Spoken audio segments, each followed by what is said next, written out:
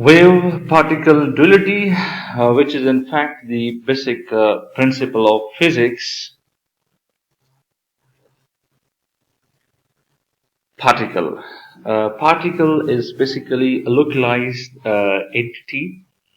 Particle is localized in space, which occupies a well-defined position in space. For instance, a ball, grain of seed, like we have an example of a ball that is localized in space, and similarly we have the example of grain of seed.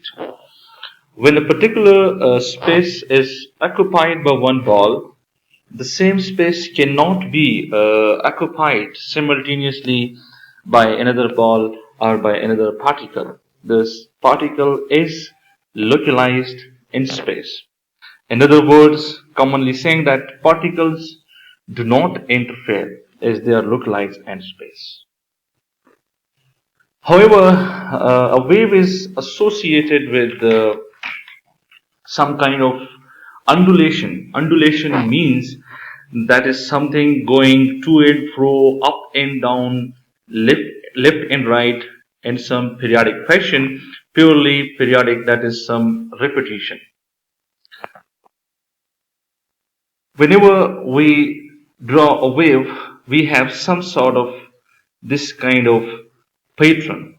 Like for example, when we draw a wave, we come up this kind of pattern, where one can clearly see that it generally represents the to and fro motion, that is going up and down, going left and right.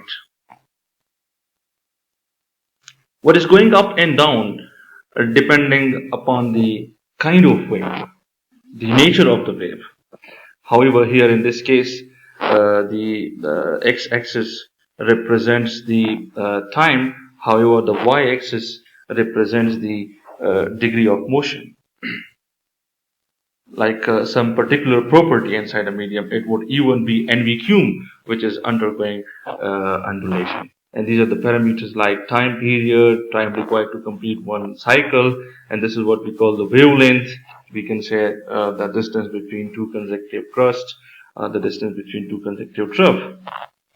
For example, in case of an electromagnetic wave, it's going to be an electric and magnetic field that goes undulation. That means that these are the electric and magnetic fields that moves back and forth, or that moves to and fro. Like here in this case, we have this represents the electric field and this represents the magnetic field, and that's what's the direction of propagation of an electromagnetic waves.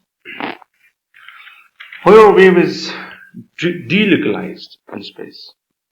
Wave is delocalized in space, which spread out in space. For example, waves produced by throwing stone in the water, and sound waves, etc. Like one can see here, this is the example of a stone thrown in a pond, and we can clearly see that the waves spread out in all directions, forming concentric circles. Similarly, the sound waves produced by the speaker reach everywhere in all directions to the audience. Thus, wave is delocalized in space.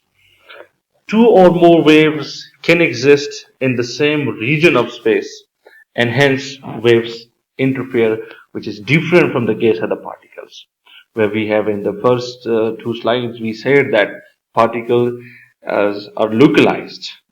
However, waves is delocalized. It's spread out in all directions in space. Now let's come to the wave-particle duality. By wave-particle duality, we means that both light, by light I mean wave, and particle are dualistic in nature, behaving in some aspects like waves and other particles, other light particles. Wave nature of light is, for example, light is a wave, and wave nature of light is observed from the diffraction, reflection, and interference phenomena. However, particle nature is observed in the photoelectric effect, Compton effect, in pair production. That's what we are talking about, the light, and we know that we can say that we are talking about photon.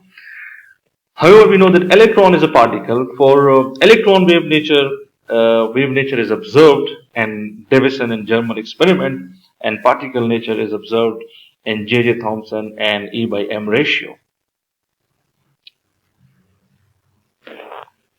Here, to understand the wave-particle duality, let's talk about an example.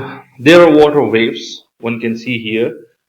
This is a kind of the example of the water waves, and you can see that there is a person sitting in the boat, and the waves are propagating towards the person sitting in the boat, and the person sitting in the boat is going to move up and down. He is going to undulate in a vertical to and fro motion. And he says that he thinks that I am being kicked by a wave. He will say that I am feeling a wave motion. However, if the same person is sitting again in the boat, a tsunami of like this kind, a small congregated lump form of oscillations, or we can say energy lump, together only, and this region, this pulse is now moving with a certain speed towards this person in the boat, and the person is sitting calm and is taking a nap. Suddenly, this bunch of energy reaches this person, and he takes a sudden jolt in the boat in the upward direction, and then he comes to rest. He will treat it like a particle has hit him. This is somehow general description what a particle is. The question is, what is matter? Whether it's a particle or a wave. So the concept of this wave particle duality was first introduced by de Broglie. He proposed that every particle has a wave associated with it, and he called that wave a pilot wave. Let us suppose here you can see that a particle, which could be either electron, proton, and neutron, is moving in space and time. Let us suppose this is an electron moving with certain velocity v, and this direction, the direction of motion of electron in space and time, is shown. Now, obviously, at time t is equal to 0, the electron is somewhere here. After some time, the electron will reach here, and then here, and so on. What de Broglie proposed that this particle carries a wave with itself, which is shown here. The wave, he named it pilot wave, has moved forward, and the wave is localized in space. Like you can see that since the electron has moved after some time t, so we can see that there is a wave pulse at every position with an electron. Since this pilot wave is associated with electron, an electron is a particle, and we say that particle is localized, so this pilot wave is also localized in space. Since this wave is associated with particle, and particle is localized in space, so this wave is also localized in space. This pilot wave has nothing to do with the assigned function, but still it's a wave, and we can build this wave packet or pulse out of the sine wave.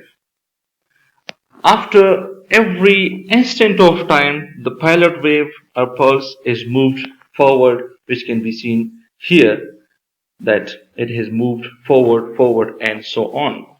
So it means that this particle is hand carried by a wave.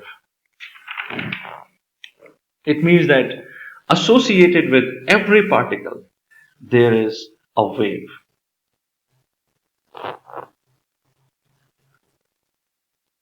In the Bohr model, if one look at the orbit of an electron, like it can be seen here, the electron is moving around the nucleus with a certain velocity v. Bohr also proposed that associated with every electron, there is a wave inside the orbit of an electron, steering electron inside the orbit. And Bohr proposed this 10 years before, 10 years earlier than that of the de Broglie.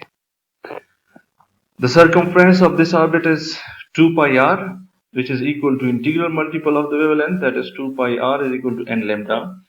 The wavelength of the particle of mass m, knowing with speed v, is given as lambda is equal to h by mv. This is what we call the de Broglie relation, where lambda is the wavelength, n is characteristic of a wave, and mv is the momentum. We all know that it is the characteristic of a particle. So wave and particle are related through this relation, where h is known as the Planck constant. Here we can see that if we apply the same equation for macroscopic object, then the wavelength comes out to be very, very small. I mean that for macroscopic object, the wave nature would be difficult to observe. That's why this equation doesn't hold for macroscopic object. It deals only with the microscopic object of quantum particles. Thank you for watching. Please